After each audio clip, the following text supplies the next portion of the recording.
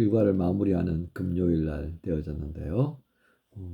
주말이 여러분 굉장히 많이 기다려지셨죠? 예, 그 주말 기대하시면서 오늘 요수아서 9장의 말씀으로 오늘 금요일 시작하겠습니다. 오늘 주시는 말씀 가운데에 우리가 함께 봉독할 말씀은 9장 16절부터 27절까지 말씀입니다. 16절부터 우리 함께 말씀 봉독하십시다. 그들과 조약을 맺은 후 사흘이 지나서야 그들이 이웃에서 자기들 중에 거주하는 자들이라 함을 들으니라. 이스라엘 자손이 행군하여 셋째 날에 그들의 여러 성읍들에 이르렀으니 그들의 성읍들은 기브온과 그비라와 브에롯과 기럇 여아림이라. 그러나 회중 족장들이 이스라엘의 하나님 여호와로 그들에게 맹세했기 때문에 이스라엘 자손이 그들을 치지 못한지라.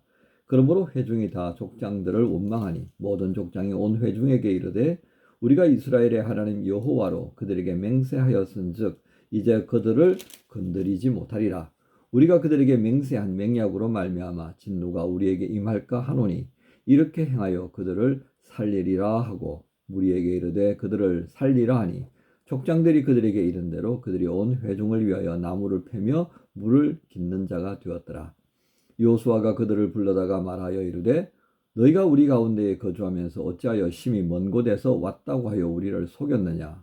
그러므로 너희가 저주를 받나니 너희가 대를 이어 종이 되어 다 내 하나님의 집을 위하여 나무를 패며 물을 깃는 자가 되리라 하니 그들이 요수아에게 대답하여 이르되 당신의 하나님 여호와께서 그의 종 모세에게 명령하사 이 땅을 다 당신들에게 주고 이 땅의 모든 주민을 당신들 앞에서 멸하라 하신 것이 당신의 종들에게 분명히 들림으로 당신들로 말미암아 우리의 목숨을 잃을까 심히 두려워하여 이같이 하였나이다. 보소서 이제 우리가 당신의 손에 있으니 당신의 의향에 좋고 옳은 대로 우리에게 행하소서 한지라.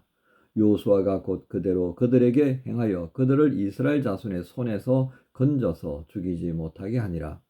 그날에 요수아가 그들을 여호와께서 택하신 곳에서 회중을 위하며 여호와의 제단을 위하여 나무를 패며 물을 깃는 자들로 삼았더니 오늘까지 이르니라. 아멘. 오늘 말씀의 중심 구절 19절입니다. 모든 족장이 온 회중에게 이르되 우리가 이스라엘의 하나님 여호와로 그들에게 맹세하였은즉 이제 그들을 건드리지 못하리라. 예, 기브온 사람들은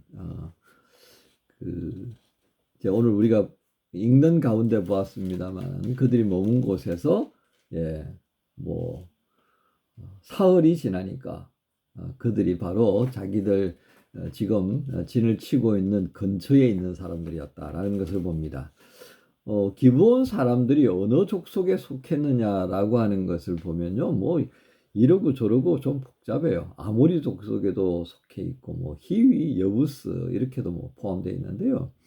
저는 이들이 거주하고 있던 지역이 예루살렘을 중심으로 해서 보면 북서쪽에 해당되어집니다. 북서쪽은 사실은 여부스 족속들이 주로 거주하는 지역이기도 합니다. 그래서 저는 이 여부스 족속에 속했던 사람들이 아닌가 하는데요. 아모리 족속이다, 히위 족속이다, 여부스다. 그래서 저도 확실하게 말씀을 드리기가 좀 그러네요. 어쨌든 이 기브온 지역 자체가 예루살렘 북서쪽에 위치했다라고 하는 것은 분명합니다. 이들이 이제 이스라엘 백성들의 소문을 들었던 거죠. 그 소문은 여리고에서 우리가 보았던 라합이라고 하는 여인이 들었던 소문과 같다 하겠습니다. 그래서 24절에 당신들로 말미암아 우리가 목숨을 잃을까 심히 두려워했다. 왜냐하면 하나님께서 이 땅과 이 백성들을 당신들의 손에 붙여서 점령하고 다 멸하도록 그렇게 했다는 것을 우리가 들었다. 실제로 그렇게 또 되어지고 있었고 하는 거죠. 그래서 라합이 결심을 했던 것처럼 이 기브온 사람들도 자신들의 목숨을 살리기 위해서 이제 꾀를 냈던 겁니다. 그래서 우리가 전체적인 내용을 보면 요수아서 9장의 내용을 보면 이 사람들은 헤어진 전대, 돈주머니를 차고 헤어진 가죽 포도주 부대를 이제 챙기고 또 낡아 빠진 신발을 신고 헌 옷을 입고 그 다음에 곰팡이가 썰은 빵, 곰팡이가 쓰는 치즈 뭐 이런 걸 이제 지참하고 먼 길에서 온 것처럼 아주 피곤한 얼굴로 그렇게 이제 나타났던 거죠. 자, 이렇게 완벽하게 준비되어진 모습들을 보고 요수아와 백성의 장로들은 야, 그렇구나. 이 참 멀리서 우리와 평화 조약을 맺으려고 참 이렇게 오다니 참 놀라워. 이렇게 이제 생각을 하면서 그냥 그대로 믿고 말았던 겁니다. 그래서 평화 조약이 체결이 되어졌죠. 이제 이렇게 해서 기본 사람들은 자신의 생명을 구하게 되었던 겁니다. 하지만 사흘이 지나자 그만 그들의 속임수가 탄로났던 거죠. 왜냐하면 이제 그들을 앞세워서 가고 있는데 뭐 떠나는 것도 뭐 볼 겸해서 동행했겠죠. 그런데 기브온직에 도착하니까 아이고 아버지 뭐 아이고 형님 이러고 이제 그냥 돼버리더라는 거죠. 그래서 아하 이것들이 우리를 속였구나 이제 이렇게 되어졌던 거죠. 그래서 백성들이 이 거짓말 한 자를 우리가 죽여야 된다. 그러니까 이제 여호수아와 백성의 장로들이 아니야. 오늘 19절에 우리가 중심구절로 했던 것처럼 우리가 하나님의 이름으로 맹세해버리고 말았어. 어떻게 우리가 이들을 살릴 수밖에 없어. 이제 이렇게 돼버린 거죠. 자, 오늘 이 말씀들을 보면서요. 우리가 여기서 말씀을 우리의 삶에 어떻게 적용을 해야 하겠습니까? 오늘 제목을 이렇게 제가 했는데 미리 말씀 안 드렸네요. 익숙한 습관에서 벗어나야 할 이유. 익숙한 습관에서 벗어나야 할 이유입니다. 자, 익숙한 습관이라는 게 오늘 여기 본문에 그대로 나타납니다. 그 어떤 것이었습니까? 그것은 바로 하나님께 묻는 것이 아직도 습관되어지지 않았어요. 습관으로 자리 잡지 못했어요. 하나님께 묻지 않아서 아주 곤욕을 치루었던 것이 바로 아이성 전투였죠. 하나님께서 말씀도 안 하셨고 묻지도 않고 그냥 이 정도쯤이야 했던 그 생각들, 그 습관이 여전히 그들의 눈에 보이는 대로 판단을 해버리고 말았던 거죠. 늘 살피고 또 살펴야 하는 백성의 리더들의 생각들이 매우 단순했다는 것을 봅니다. 그래서 이 살피지 못한 것으로 인하여서 백성들의 원망을 듣게 되고 또 그들의 실수가 이렇게 생겨났다는 겁니다. 여러분 이렇게 생각해 보면 어떻겠습니까? 물어도 안 물어도 뭐 별로 달라질 것이 없다면 묻고 물어보고 난 다음에 똑같은 결과를 가진다 그러면 좀 마음은 덜 후회스럽지 않을까요? 그렇게 생각해 보면 믿져야 본전이라는 말이 여기에 해당될 것 같아요. 이영표 선수가 이제는 축구 지도자뿐만 아니라 또 신앙적인 면에서도 많은 이야기들을 하고 있습니다. 굉장히 젊은이들에게 유익한 이야기를 하는데요. 그가 믿는 부분에 대한 이야기를 하면서 이제 그 믿져야 본전이니까 한번 믿어보는 것이 어떻겠느냐는 얘기를 쭉 풀어서 했습니다. 이제 오늘 그게 중심 아니니까요. 우리는 하나님께 묻는 것과 관련해서 믿져야 본전이지 않겠는가를 생각합니다. 물어도 안 물어도 상황은 바꾸지 않아진다면 그래도 물어보고 한다면 후회는 덜하지 않겠습니까? 그래서 저는 이 부분들을 좀 그렇게 접근해 보는 것도 좋겠다 싶습니다. 최소한도 우리가 이렇게 익숙하지 않았던 습관, 그러나 그 습관이 우리가 신앙생활을 하면서 정말 유익한 결과를 최소한은 후회하지 않도록 만들어줄 수 있다면 그거 바꾸는 것도 괜찮지 않겠습니까? 그래서 우리가 습관을 좀 바꿀 수 있다면 우리 인생의 절반은 이미 성공한 것이나 다름없다라고 할 수 있겠습니다. 왜요? 나에게 유익한 방향으로 계속해서 내가 발전해 가고 있으니까요. 그죠? 큰 성공은 못 이룬다고 하더라도 우리는 그나마 우리의 삶에 있어서 후회할 수 있는 부분을 자꾸 줄여갈 수 있겠다 싶은 거죠. 자, 이런 하나님께 묻지 않았던 이 습관, 우리가 또 한번 생각해 보게 만들어집니다. 그죠? 만들어주죠. 두 번째는요, 하나님께 속한 자로서 그분의 이름에 대한 신뢰성을, 그분의 이름이 가지고 있는 신뢰성이 있습니다. 하나님 존재성에 대한 신뢰성을 우리가 어떻게 더 감당할 거냐. 하나님의 이름에 걸맞는 어떤 신뢰성, 세상이 하나님의 이름을 듣게 되었을 때에 그 이름에 대한 신뢰성을 어떻게 더 증가할 거냐, 더 확대할 거냐라고 하는 물음입니다.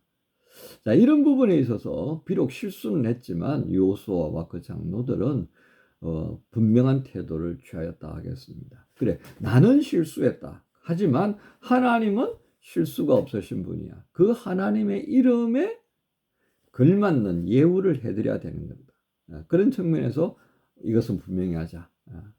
어쨌든 하나님 말씀에 하나님의 이름으로 맹세한 것은 반드시 지켜라. 서원한 것은 지켜라고 했고, 그 서원의 잘못은 우리에게 있지 않는 것. 그 잘못을 우리가 통감한다. 그래서 백성들에게 잘못되었다라고 하는 것을 인정하죠. 만약에 이들이 하나님의 이름으로 맹세해 두고서도 백성들의 여론에 밀려서 기브온 사람들을 죽이는 결과를 가져왔다면 어떻게 되겠습니까? 그들도 큰 허물을 안고 살 뿐만 아니라 하나님의 이름에도 신뢰성이 아주 반감되어지는 그런 소문으로 이 땅에 가득 차게 되었을 거라는 겁니다. 때때로 이 성도들의 잘못, 교회의 잘못으로 인하여서 하나님의 이름에까지도 이 참 피해를 드리는, 참 하나님께 이 죄송한 일을 우리가 해놓고요, 하나님께 영광 안 되는 그런 참 부끄러운 일들이 일어나는 것을 봅니다. 최소한 우리가 그렇게 하지는 않아야 되겠다. 나의 허물은 나의 허물로 끝나야죠. 그것은 결국은 우리가 적극적으로 그 잘못된 부분을 인정하는 것에서부터 시작되어야겠다는 겁니다. 그래서 참 조심해야 합니다. 하나님의 이름으로 무엇을 한다고 할 때, 결정한다고 할 때 참 조심해야 하겠다는 겁니다. 그래서 교회 안에서 사람을 세운다든지 어떤 일을 결정한다 그럴 때 그 중심에 있는 목회자는 대단히 고민할 수밖에 없습니다. 그래서 어떨 때는 교인들이 볼 때 참 답답하다 이렇게 생각할 수도 있을 거예요. 근데 그게 하나님의 이름으로 되어지는 거다 보니까 참 조심스러울 수밖에 없다는 것을 여러분 생각하시면 좋겠습니다. 그래서 하나님께 묻고 또 묻고 하는 이런 모습, 그 다음에 하나님의 이름에 걸맞는 예우를 해드릴 수 있는 삶의 자세, 바로 이것이 우리가 좀 가져야 될 새로운 습관이다라고 할 수 있겠습니다. 그래서 오늘 그렇지 못한 익숙한 습관들이 있습니다. 그렇죠? 묻지도 않고 그냥 눈에 보이는 대로 결정하고, 내가 잘못한 걸 그냥 하나님께 넘겨버리고 나는 면피해버리는 그런 모습, 그런 습관에서 벗어날 수 있기를 우리가 바라고 원하며 하나님 앞에 도우심을 구하는 그런 금요일의 시작이 되었으면 좋겠습니다. 이 마음 주님께서 우리에게 주시기를, 성령께서 이 마음을 굳게 유지할 수 있도록 도와주시기를 우리가 말씀 묵상하면서 기도하며 오늘 금요일 시작할 수 있기를 원합니다. 여러분 함께 이 금요일 말씀 안에서 시작하십시다. 하나님 감사합니다. 주께서 우리에게 주셨던 이 기본 사람들의 모습, 자신들의 생명을 구하기 위해서 수고를 마다하지 않았던, 부끄러움도 마다하지 않았던 모습을 보였습니다. 그만큼 생명이 참 귀한데, 어떻게 보면 이 생명을 구하시기 위해서 예수님께서 모든 것을 아끼지 않고 우리를 위해 희생하시고 그렇게 죽음의 고통까지도 감당하셨는데, 우리에게 허락되어진 이 생명을 위해서 우리는 지금 어떤 수고를 하고 있는지 기본 사람들의 모습을 보며 또 한번 살피게 됩니다. 이 모습과 함께 이제 우리 안에 가져야 할 새로운 습관을 위하여서 수고하는 자, 애쓰는 자 되기를 원합니다. 주님 도와주옵소서. 한 주간을 마무리하는 금요일 아침입니다. 새로운 습관을 위하여서 열심을 갖고 성령의 도우심을 의지하는 복된 날 되게 하옵소서. 감사합니다. 예수님 이름으로 기도합니다. 내 입술로 하나님의 이름을 찬송하며 내 마음으로 하나님을 즐겁게 찬양하네. 다시 한번 왕성을 드림보다 진정한 예배를 기쁘게 받아주시는 주